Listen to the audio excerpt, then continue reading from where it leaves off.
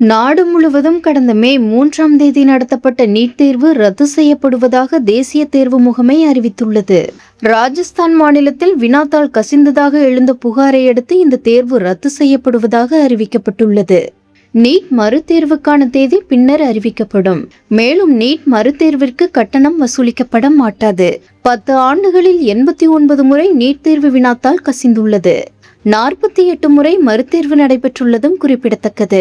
நாடு முழுவதும் MBBS, PDS உள்ளிட்ட மருத்துவ சேர்க்கைக்கு நீட் எனும் நுழைவுத் தேர்வு 2017ஆம் ஆண்டு முதல் நடத்தப்பட்டு வருகிறது.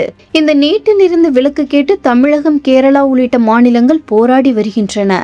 ஆனாலும் ஆண்டுதோறும் நீட் தேர்வு நடத்தப்பட்டுதான் வருகிறது. அந்த வகையில் இந்த ஆண்டு நாடு முழுவதும் 23 லட்சம் மாணவர்கள் நீட் தேர்வு எழுதியிருந்தனர். இந்த நிலையில் இந்த தேர்வு ரத்து செய்யப்படுவதாக அறிவிக்கப்பட்டுள்ளது.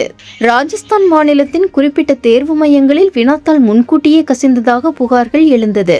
இது குறித்து நடத்தப்பட்ட முதற்கட்ட விசாரணையில் முறைகேடு நடந்தது உறுதி செய்யப்பட்டுள்ளது.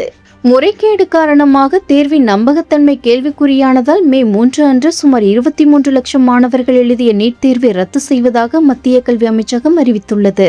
இந்த வினாத்தாள் கசிவு பின்னணியில் உள்ள கும்பலை கண்டறியவும் இதன் வலைப்பின்னலை தகர்க்கவும் இந்த வழக்கை மத்திய புலனாய்வு பிரிவிடம் ஒப்படைக்க மத்திய அரசு உத்தரவிட்டுள்ளது.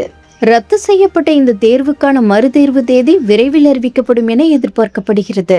மாணவர்கள் அதிகாரப்பூர்வ இணையதளத்தை பார்க்க அறிவுறுத்தப்பட்டுள்ளனர். மேலும் ஆண்டு முழுவதும் கடினமாக உழைத்து படித்து தேர்வு எழுதிய மாணவர்கள் இந்த ரத்து அறிவிப்பால் பெரும் அதிர்ச்சியை அடைந்துள்ளனர்.